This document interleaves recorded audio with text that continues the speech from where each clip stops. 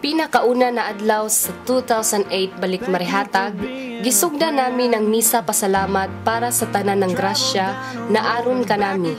Pasalamat sa kanami panagtigom ug sa kalipay ng kanami panaghiusa.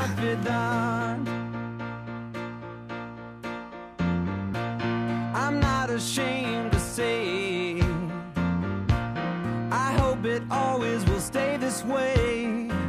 My hat is off, won't you stand up and take a bow? And if you threw a party, invited everyone you knew, well, you would see the biggest gift would be for me, and the card attached would say, thank you for being a friend. Thank you for being a friend. Thank you for being a friend. Thank you for being a friend.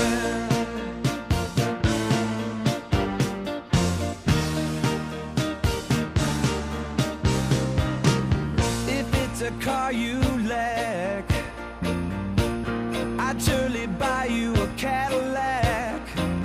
Whatever you need, any time of the day or night. Ang Kabibo, gisugda ng parade largo sa Tree Park na amoy sentro ng tanan kalihukan ug kalingawan na giandam para sa tanan. So alang sa tanan, kanatong tanan, welcome ug manginaot kita malipayon hangtod sa katulo ka adlaw nga atong kalihukan mayong udto kanatong tanan.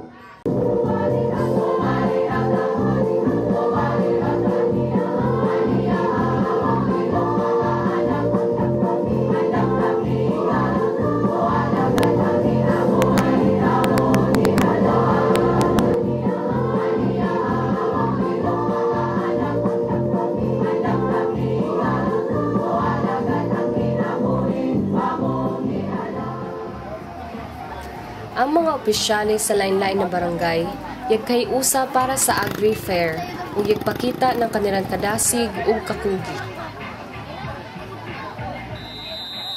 Pagkahapon, gisugdan ang mga ball games na yakadugang sa Kabibo ng balik marihatag. Mga marihatagno nagikan sa lain-laing dapit, sa Davao, Cebu, Bislig, Tandag ug sa mga lain pa na lugar. Yang apil para ipakita ang kanilang pakighiusa sa mga kalihukan ng balik marihatag.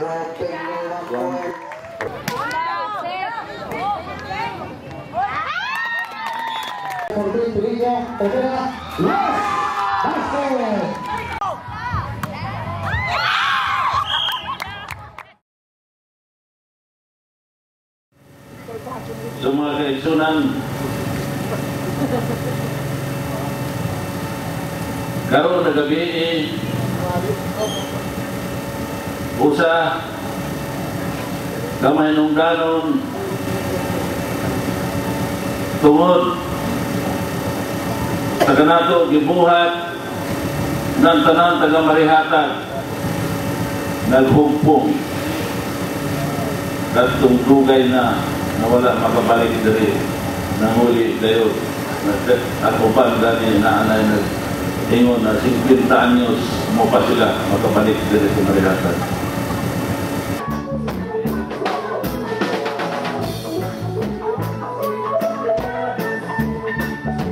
Ug pagkadung kusugi agaw ang uran, pero padayon ang kadasig ng taga-LGU. Sa welcome program, ang kanang mihalangdo na congressman gahatag ng mensahe ng kanaan pakighiusa sa mga tinguha ng tanang marihatagnon para sa kalambuan ng kanami lungsod. Bahala da uran-uran, basta lingawi kami tanan.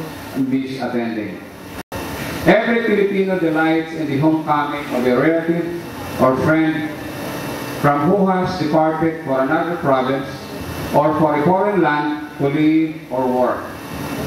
Being characterized by close ties, whether friendship or familial bonds, it is definitely hard for Filipinos to be parted from their family, friends, and community for employment reasons, in a faraway place, but friendship which the people of Marihatag value more than anything, even material wealth, also make it easier for our immigrants and overseas workers to adjust in their new environment. As we all raise our trip back to Marihatag to celebrate the third annual Balik Marihatag Homecoming, may we take this chance to fortify our relations with one another. Let us keep it strong enough to endure that miles that will separate us once again when you live, so that you may always be united whenever we will be. And I also requested your mayor if there's anything that I could help, either on the financial or whatever, and I'm always willing to give a helping hand, especially if it would be the benefit of the people of Marihatag.